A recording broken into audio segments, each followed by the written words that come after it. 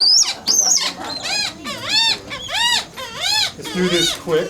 So now you know what a Cooper's hawk sounds like. So this is an immature male Cooper's hawk. And these birds are pretty distinctive. You can, one thing that's characteristic is you see his little butch cut in the back here. Can you see his hackles raised? He's not happy. He can raise his hackles like that. When most of you are bird watching and you're trying to identify birds, are all of you got it down, right? You can tell a sharpshin from a Cooper's hawk, right? You look up there and you know what it is, right? Always, right? No, what you say is, how do you tell the difference? I can't understand this. But when you see them in hand, you can't believe that you can't tell the difference, because if you just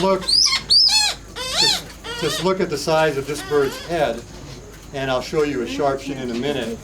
Sharpshin's head is like a clothespin by comparison. His head is so much bigger.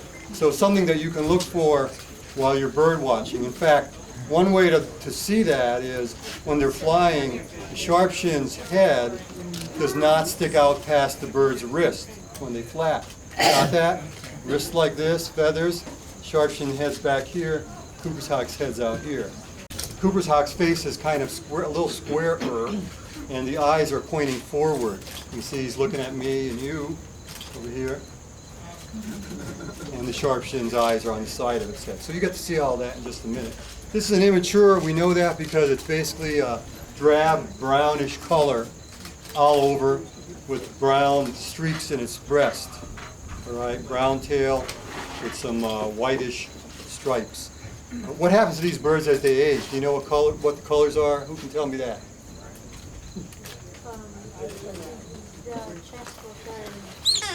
Yeah, the chest, instead of having streaks, will have horizontal striping, and it'll be a rusty reddish brownish color instead of this dark brown. The eye color will change. This bird's eye is yellow, and as it goes through the next couple of years, it'll gradually change from yellow to red. All right. Let me just walk out here. Make a room. Let me just throw them out here. Just a little bit more before we pull her out about sharpshins. So Cooper's hawks. You know, Cooper's hawks are doing. Do you think their numbers are going up or down? Down. Up. They're going up. Cooper's hawks have learned to adapt to suburbia. If you have a bird feeder and you live in a suburban area, you can bet there's Cooper's hawks eating your doves and your goldfinches. They've really adapted. In the last decade, their numbers have climbed.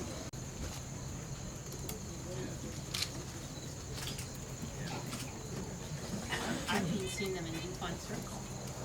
Yeah, they're everywhere.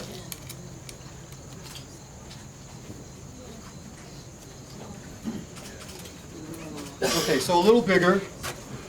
It's a female Cooper's hawk, and all of the same characteristics, looks identical to the male, except that she's bigger. Okay, you can take a look at a little bit of their formation. These birds are designed to hunt and fly through wooded areas, so they have short, rounded wings by comparison to others, but a long tail. They use their tail for a little bit of a rudder for maneuvering through the woods. All right. You can get a good look at her. She's a little calmer than that male one. Right. Okay. So they're out there and becoming more and more common. You'll see them by the highway. You see them in the city. They're becoming more and more common. They do eat. They catch birds on the wing, and they'll also take things off the ground as well. Mostly what they eat are birds. That's what we've been talking about. They'll eat goldfinches, and they'll eat doves. They love mourning doves in particular. In the air, sharpshins, Cooper's hawks. Who has a rounded tail? Who has a square tail? Which one? Rounded for Coopers. Yeah, and you can see that here. You can see how the outside feathers are shorter than the central feathers on this tail, and that's what gives it that rounded feel. If the sharpshin cooperates, I'll show you how that one squares up. So you can see the difference right there. All right. You guys will have to come back later in the season. One of the things we know about from our banding is the pace of the migration. And so we've learned some things about, in some species, for example, males will migrate before the females. And in almost every case, juveniles migrate before the adults. Back, you'll see the adult with the darker bluish-gray colors on its back and its head and the red eyes and so on. Okay? So I'm going to let this guy go. And get him going. Can you have him face this way for You guys didn't get your fair share of that? All right. You're getting a profile shot. All right. Because she doesn't want to look at you guys for whatever reason. Yeah. All right, let's let her go. And so, you see the difference already, right? What was the name of that person you just let go?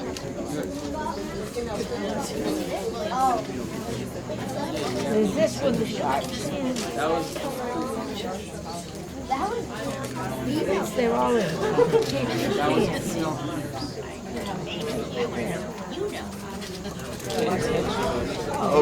Big difference, huh?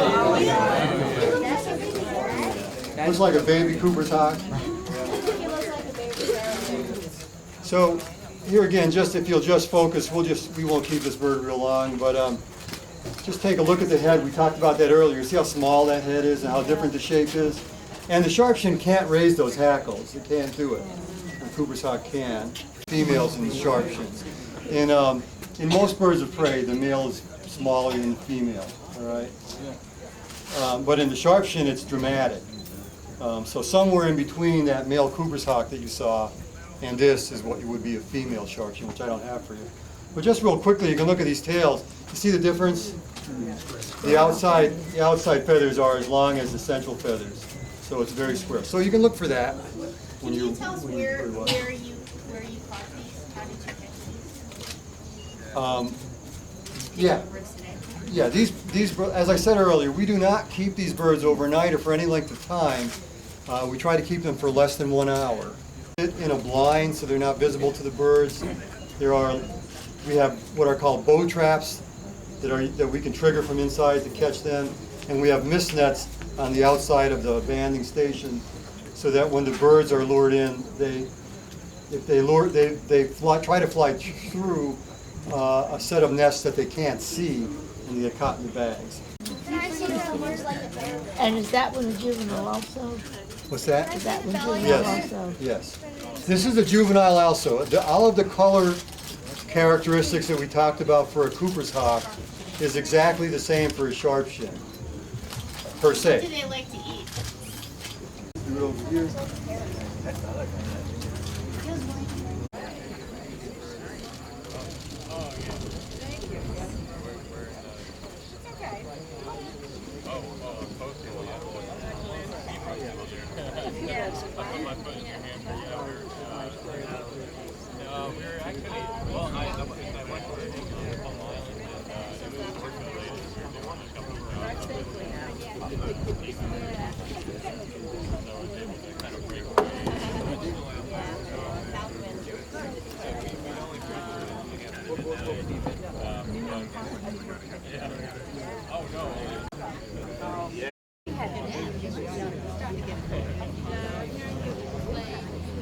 I did, yeah, definitely. Definitely. It went down into the trees.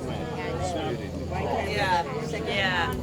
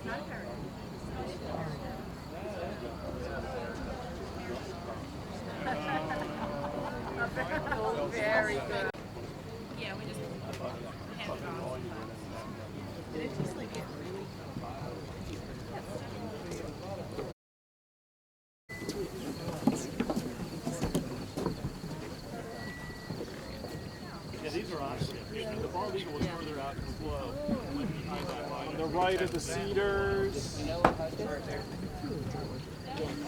Rocket Low. Actually, I think they